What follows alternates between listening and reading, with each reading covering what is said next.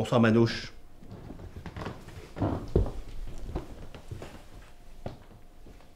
Jacques Ribaldi dit Jacques le notaire, en souvenir des études de droit très réelles qu'il avait faites. Il est vraiment criblé. Il n'a pas eu le temps de s'en servir, il devait être nombreux. Vous étiez peut-être mieux placé que lui. Toujours à plaisanter, commissaire. Vous savez bien que je ne tire plus. Et que ceux qui vous en voulaient sont morts. Comment vous osez dire ça? Surtout ne tombe pas dans les pommes. Et puis d'ailleurs, du moment que Manouche n'a rien, le reste, tu t'en fous. Pas vrai? Approchez-vous, vous autres. Je n'appelle pas les clients, je suppose que ce soir, il n'y en avait pas. Messieurs, les reliefs des repas par petites tables que vous apercevez d'ici ne sont pas des signes de précipitation. Certains s'en alertent au hors-d'œuvre, d'autres, juste avant, ils entremets. Rien dans tout cela que de très normal. Disons que la reine d'Angleterre faisait du stop avenue Kléber, ça valait le déplacement.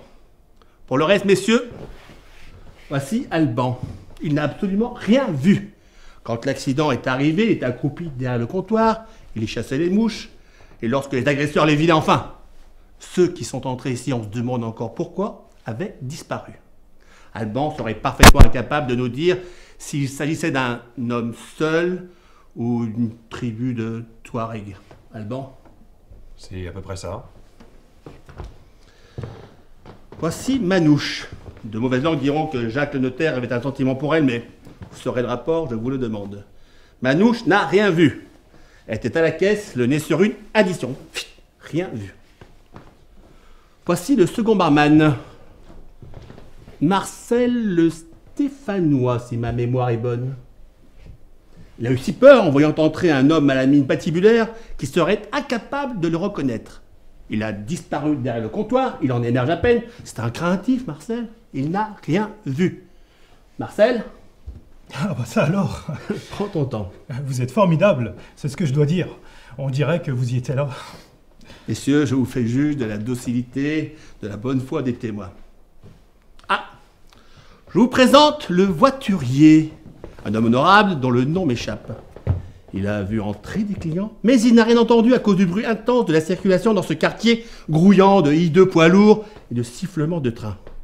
Puis il a vu sortir des clients, ce dont il a une grande habitude, et on est venu lui annoncer la mort d'un homme. Il est encore sur le coup de la stupeur. Auriez-vous la force de parler, mon enfant? Quel choc! Abrégeons. Je ne suis pas un tortionnaire, ne soyez pas timide. Allez vous asseoir. Messieurs, un idiot de village comprendrait que ces gens n'ont absolument rien vu quant à la disparition des clients. Ils ne sont pas payés pour en deviner le motif. Tout le monde n'a pas une imagination au-dessus de la moyenne. Messieurs, j'en ai terminé.